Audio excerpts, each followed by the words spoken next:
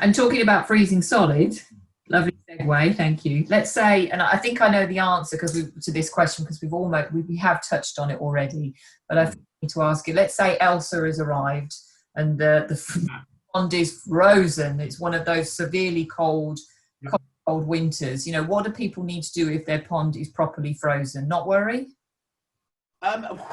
It depends how long. If the pond's frozen, it's not going to freeze solid as long as it's deep, not as long as it's deep enough.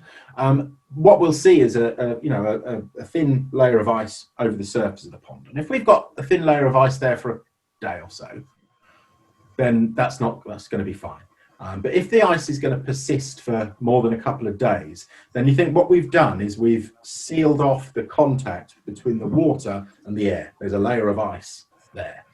So that then oxygen can't now get into the pond and carbon dioxide and other gases can't escape from the pond water into the air. So yes, what we're going to need to do, if the pond has got a layer of water frozen that's there for more than a couple of days, we're going to need to get a hole in that ice.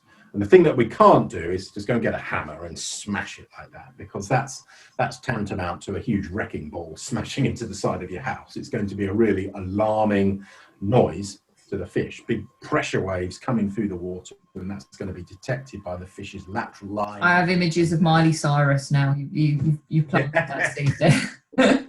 Well, terrifying enough as it is, yeah.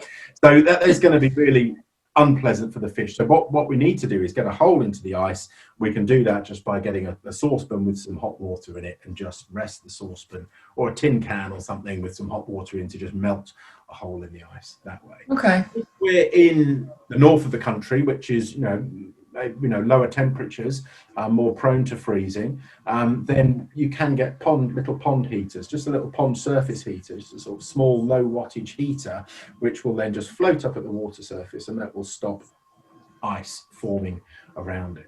But we've got to remember here that, again, we're dealing with temperate fish, and they're evolved in environments that have frozen over for a short period of time, and they're okay for a bit. And if it freezes over for more than a couple of days, we're going to need to help them, and we're going to need to get that hole in there so we can just get some, let some oxygen in and get some of those carbon dioxide back out. So the exchange can